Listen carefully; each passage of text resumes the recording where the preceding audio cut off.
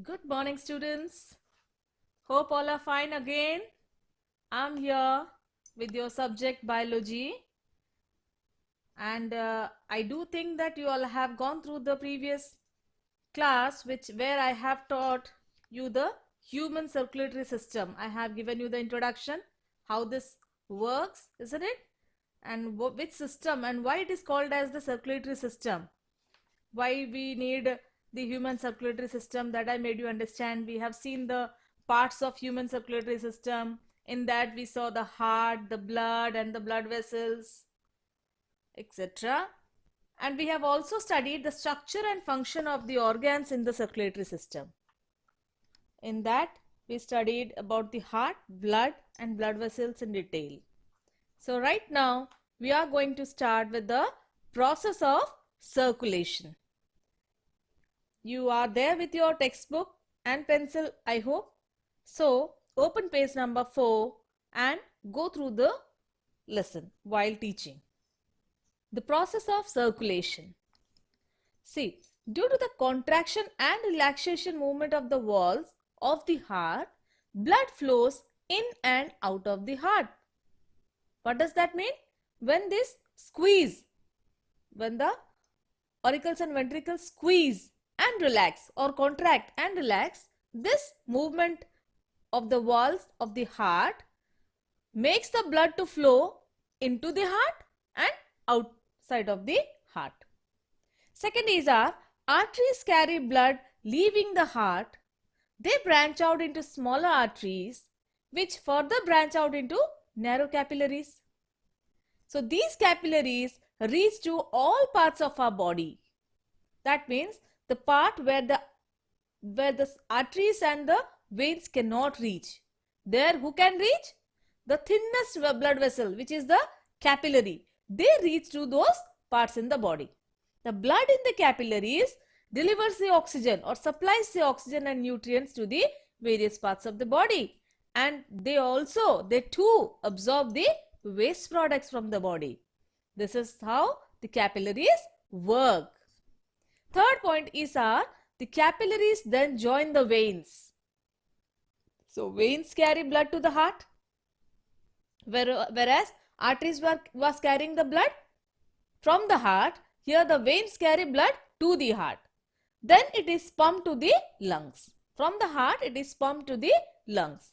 Here the oxygen from the air that we have breathed in gets mixed with the blood and flows back to the heart from the lungs. Do you get the point? Oxygen from the air which we inhale, when we breathe inside, the oxygen is reaching to our heart. So here it gets mixed with the blood and flows back to the heart from the lungs.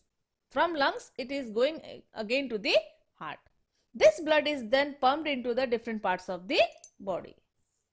So our body cannot survive without oxygen for a long time. You might have also experienced this one. Can you stay without oxygen for 2 to 3 minutes? No doubt for 1 or 2 seconds you can. But it is not more than that. So the circulatory system works non-stop to supply oxygen. This is how everywhere in our body is reaching the oxygen. So do an exercise if you would like. Imagine yourself doing the same work non-stop for years. What will happen? You will get tired and weak after some time. But our circulatory system works continuously. They are never tired. They work on continuously. Just imagine how strong and hardworking our heart is. They are very hardworking. We cannot continue the work like for such a time, long time. But the heart is working. We need to take care of it. Because it is taking your care, you also should take care of your heart. And so that it is not becoming weak. So let us find out about the various different ways by which we can keep our heart healthy. Isn't it? So to make your heart work more efficiently without any problem, you also have to take care of your heart. So how you can take care of your heart, we'll see in the next topic. Our next topic is how to keep the circulatory system healthy. So far we have learned about the important functions of the circulatory system and how can we take care of our circulatory system and keep it healthy, we'll see now. So our first and foremost thing to keep ourselves healthy or our circulatory system healthy is by doing exercise.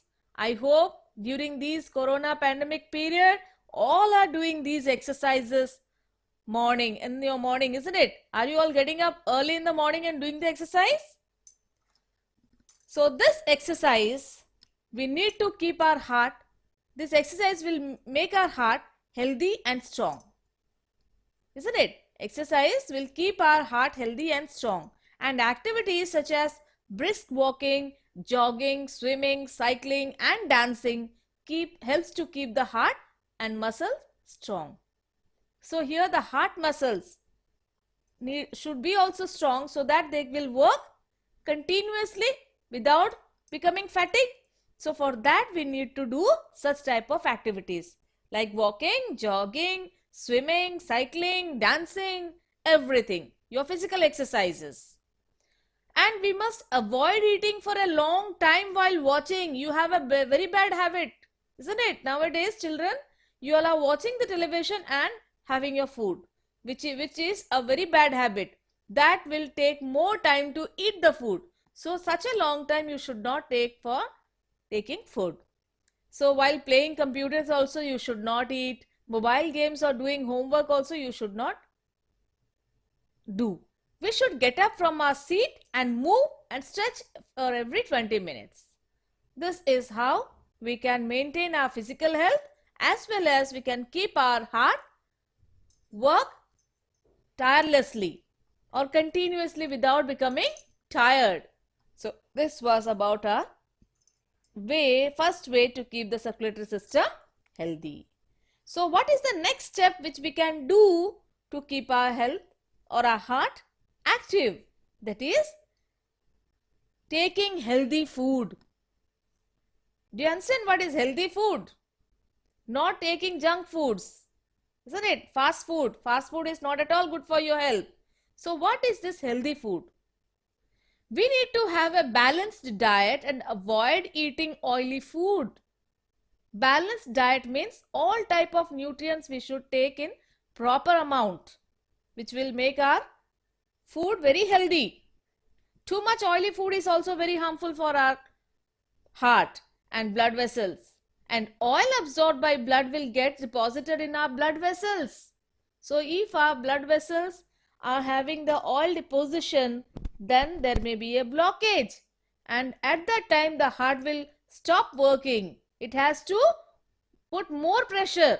So by that time you will be having your heart, chest pain and all you can feel. So why to eat such type of food and give problem to our heart? So we should take our healthy foods. So this heart will need to work harder to pump the blood. So for that purpose we need to eat healthy foods. So our third topic is yoga, deep breathing and meditation. You might have heard about these exercises, isn't it? Yoga, deep breathing and meditation. Doing yoga also keeps the heart healthy and improves the blood circulation. Performing a variety of yoga postures gently stretches and exercises the muscles. And there are few asanas that can keep or help in improving the health of the heart. For example, Tadasana, Dhanurasana are other such asanas. And deep breathing can help to calm our mind and ease our stress or to remove our stress from the mind. It also improves the function of the lungs. So children, you should practice this yogas or meditation so that you can concentrate more on your studies, you can keep yourself healthy and your heart will work properly. Meditation helps us to calm our mind and reduce the stress. It's often combined with yoga. Okay, while doing yoga, meditation is one of the posture in yoga. So try to do all those things in these holidays, isn't it? This will enrich your brain. This will keep your heart healthy. You will be physically fit and will be out of health issues, etc. So by this we come to a end of this lesson.